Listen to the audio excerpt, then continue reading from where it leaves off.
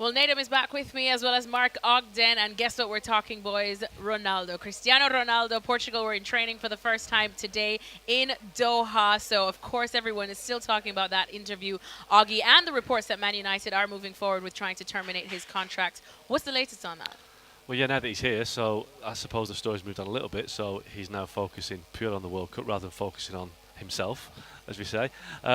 The situation right now is that United are trying to find a way to move him out of the club, and I think it will boil down to money. It always does, you know. Yeah. He's got 6 months left in his contract.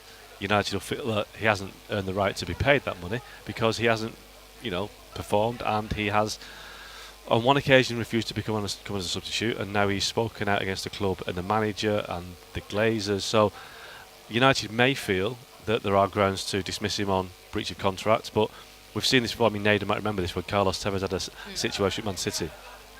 It was very difficult for City to pin on him what they wanted to, so it didn't really become down to gross misconduct in the end. So it's very much a legal situation now. It's where the lawyers are into it, and it'll become down to, I'd imagine, at the end of the day, they'll agree a certain amount of payoff, but you won't see Cristiano Ronaldo in a Man United shirt again.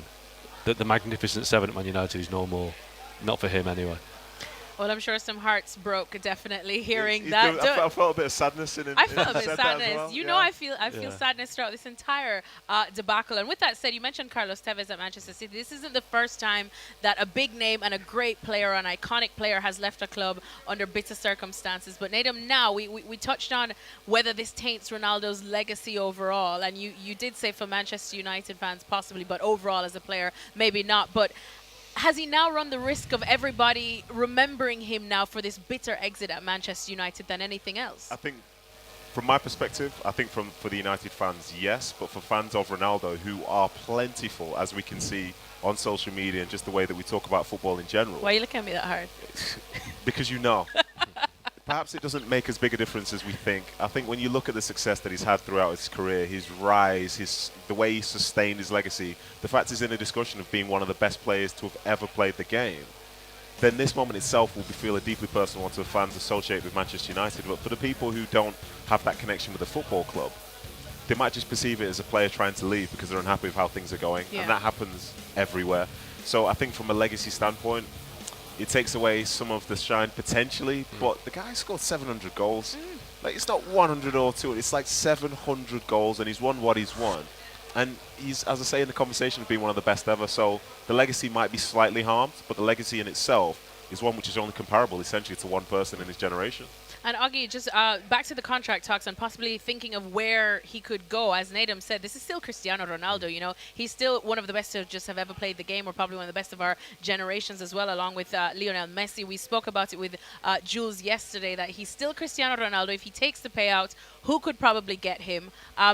Where do you think would be best suited for him that can afford him? This is a problem. You know, when he left Juventus over 12 months ago now, the only club that wanted him in the end was Man United. Juventus couldn't get rid of him. Now, Man United... What about MLS or...?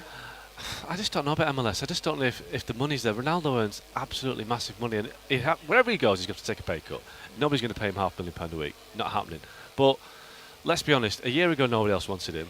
Man United were the only club that were naive enough to take him back. You know, the big clubs out there didn't want to touch him. So 12 months on, 18 months on, you come to January. Now, he's 38 in February. He earns a lot of money. He's no longer the player he was. He scored 3 goals all season. And he's also a problem. He's also a disruptive force in the dressing room. We've seen that at United now. He's a problem for the manager. He's a problem for the players. And he's not performing as he was. So that's quite a toxic combination. Big money, old, not performing, problem in the dressing room. So, seriously. Old. Nadam's getting worried because Nadam's approaching that age. No, but I'm not there yet. Not there yet, but 2 years or so. For a footballer. But he is a footballer. But no, I'm not. I'm a broadcaster. I'm a very young broadcaster. I understand exactly what Mark's saying, and it's true because, you know, this is the reality of being a footballer that gets older. No matter how good you think you are, at some point you'll be perceived differently to that because of how old that you are. Like, Ronaldo at 38 is capable of scoring 20 goals in any particular season, but most clubs are building for the future now. And they'll look at their investment and think, is this a long-term investment for us? Will this see us be successful in 1 year, 2 years, 3, 4 years' time? The answer is probably not, because you don't want to rely upon somebody that's 40, 42 years of age to do so. So even though everyone knows how good he potentially is, and he knows how good he is, he's not the one that sort of drives the market anymore. Yeah, and look, the comparison is Zlatan. Zlatan, was he 40, 41 now? He's at Milan and he's had a good couple of years. But Zlatan, for me, is more of a team player. He's more of a. Never ever heard seriously, that before. But I was like, Native is so going we to said run no. off of this set. he's a better player in the dressing room. He leads by example. And Ronaldo does. Native's going to run off this set. Ronaldo does in many ways in terms of the way he looks after himself physically, but he can't say he's led by example this year with the way he's behaved. Yeah. I think Zlatan is the consummate professional, and the word I got at Man United when he was there was that he was fantastic around the club. Everyone at the club loved him, thought he was great. The young players looked up to him, and Zlatan really kind of built into that. Ronaldo's not a Zlatan in that respect. Ronaldo is very much Ronaldo. It's Project Ronaldo, and I think that's what clubs are looking at, thinking, do we need this? And there aren't any more.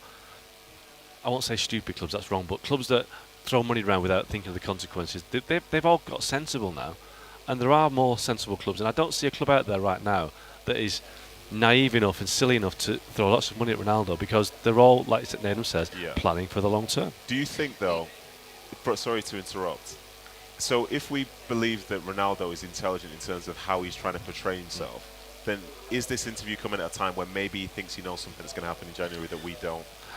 Well, listen, what can happen in January? I think he's hoping that he has a good World Cup. And think he's relying on hope? That's his strategy? Hope and the fact that, yeah, I do actually, because what the options are, playing out of his playing career in the Middle East, Qatar, Saudi Arabia. For me, sorry, Alexis, but for me, this is my show now. I realise, Native Maher trying to take my job, but no problem. You think, like, some people perceive the fact that United are thinking about cancelling his contract as being like a real negative against Ronaldo. But you can see Ronaldo doesn't want to be there, because if he did, he wouldn't behave the way that he has in this last week. So clearly there's something in my mind that he's maybe keeping away from people, which perhaps is going to maybe catch us off guard. It might not be one of the top clubs that we think of, but I think he knows more about his future. Planned. No, but I think big players like Ronaldo, Messi, Robert Lewandowski and stuff, they're so big now, they know that they can find something. And Messi left Barca under a cloud, didn't end well, did it? Lewandowski left Bayern under a cloud, didn't end well. These players are now, Wayne Rooney United had a lot of issues. There are a lot of players now that are so big, and maybe bigger than the club. Like you're saying about, Ronaldo's got more Instagram followers, the whole of Premier League clubs put together.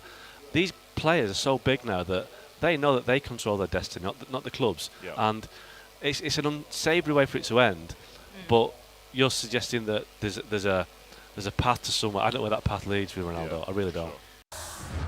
Well, thank you very much for watching ESPN on YouTube. For more sports highlights and analysis, be sure to download the ESPN app. And for live streaming, premium content, and let's not forget as well, ESPN FC 7 days a week. Subscribe to ESPN Plus.